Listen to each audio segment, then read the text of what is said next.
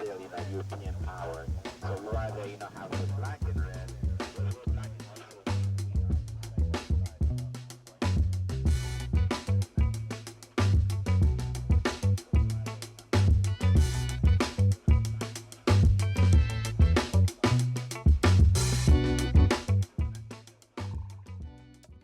Allapattah is a neighborhood deeply woven into the fabric of Miami's history, rich in cultural diversity and significance. From its history as a farming district to its evolution as a hub for Dominican culture, Allapattah's identity continues to thrive in the face of transformation.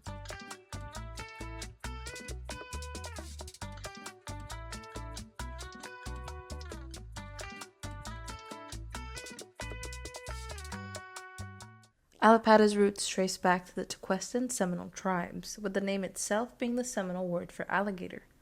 Early settlers like William Wagner laid the groundwork for what would become a culturally rich and historic significant neighborhood. The construction of the Florida East Coast Railroad in the late 1800s was integral to Miami's development. The railroad opened the region to economic growth, but its construction relied heavily on the labor of black workers, many of whom were brought from the South. These workers faced grueling and dangerous conditions while building the railroad through swamps and mangroves. Despite their essential contributions, they were paid far less than their white counterparts and faced racial discrimination. Allapattah's fertile soil helped it develop as an agricultural hub, and by the 1930s it became home to the Miami Produce Center, shaping the local economy for generations. As one of Miami's largest produce markets, it became a crucial economic engine for the city, supplying fresh produce to local markets, bodegas, and restaurants. Somos brothers. Bueno, esto hace ya mucho, son 3 décadas, hace 30 años que estamos acá. Iniciamos con este negocio, no estábamos en este sitio, sino estábamos hasta allá, frente a la esquina.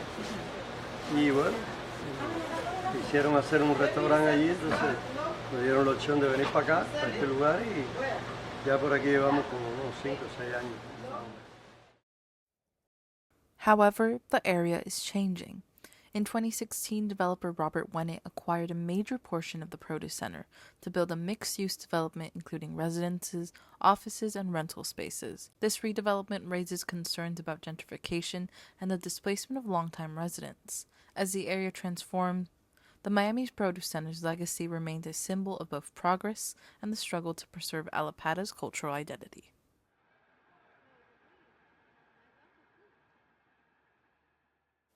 The construction of I-95 alongside waves of migration from Caribbean and Central America transformed Allapattah into a melting pot of cultures.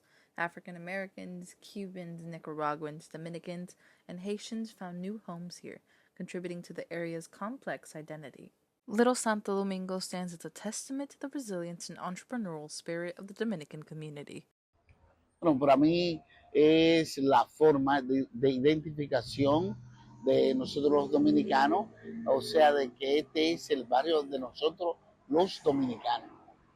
Bueno, esta área significa mucho para mí porque como dominicana tenemos la gran mayoría de lo que trabajamos por esta área, más los dueños de establecimiento, la mayoría somos dominicanos.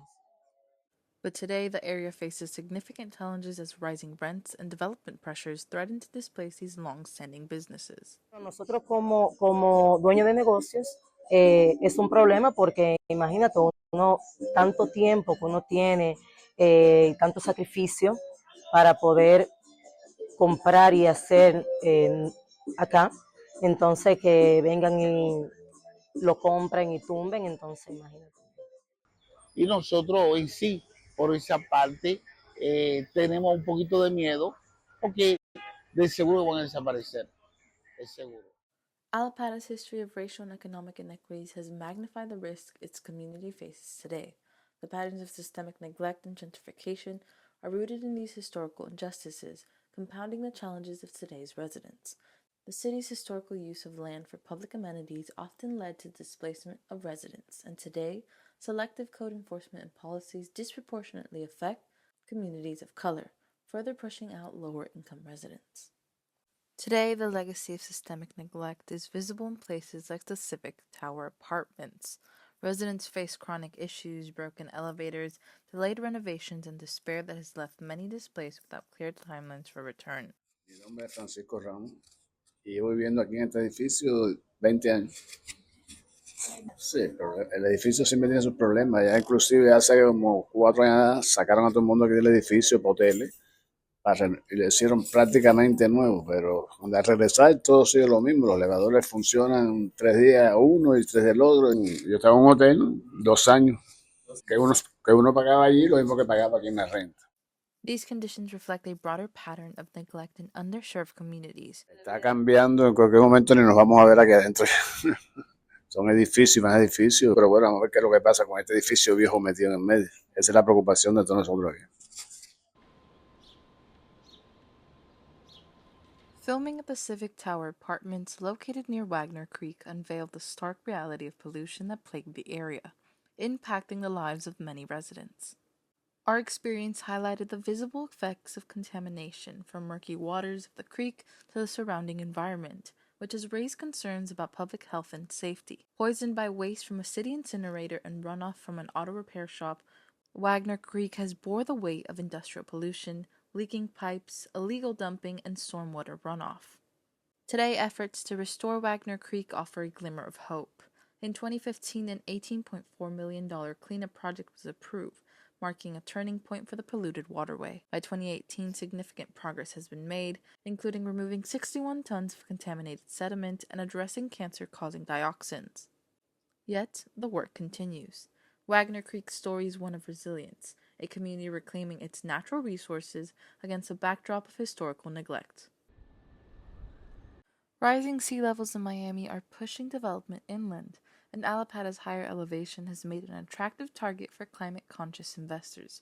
But for current residents, this shift means rising property values and mounting pressure to move.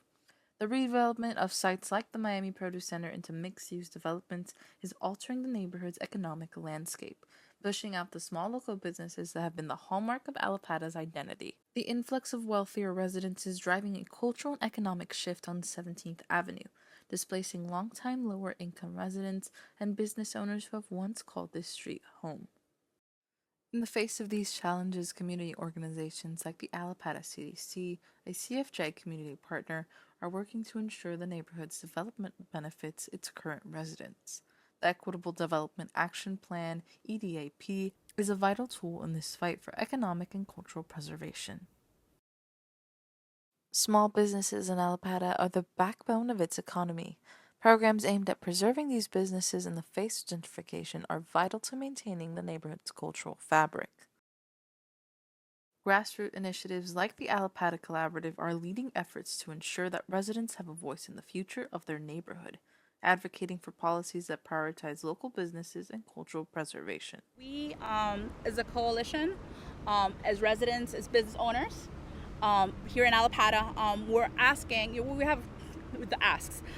We're asking for the city to require public accessible park and green space within the 19 acres for whatever development goes in.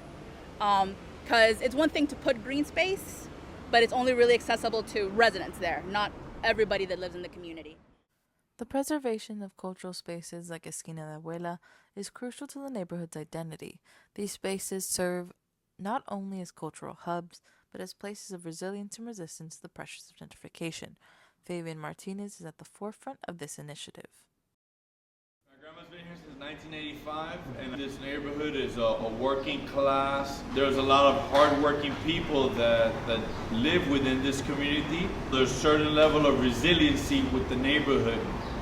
The first artists to believe in the dream were more the international artists that were coming from Brazil, from Switzerland, from all over the world, Italian, French. And you know, by them coming here and believing in what we were doing here, that was the first step to creating Esquina de Abuela. You know, being creative by turning what some might call trash into art. Creating spaces like this where we come together.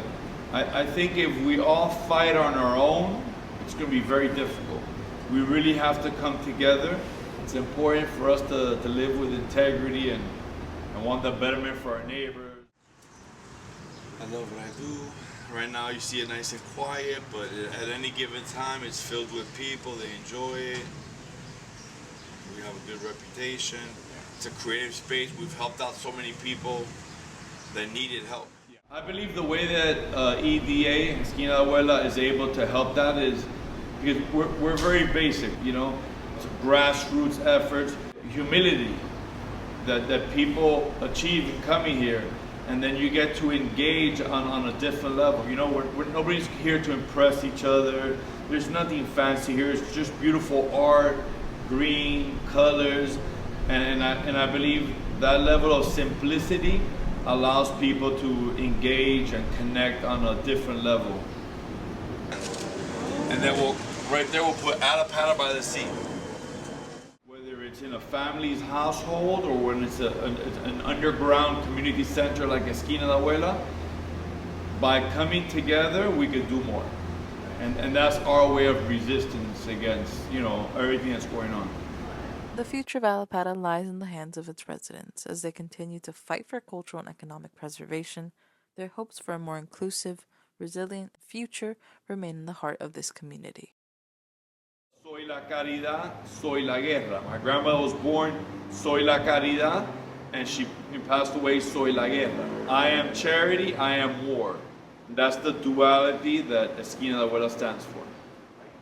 I think Esquina de Abuela, all the artists that come here and express themselves, use that art specifically to fight some of the injustices going on, whether it's climate gentrification. I think art has a form of expressing what we're feeling, what we're going through, that will reach people a lot further than just a... Sería muy fatal de quitarle esto así, vea, tantos negocios que hay aquí que ayudan a tantos negocios y a tantas personas, ¿no?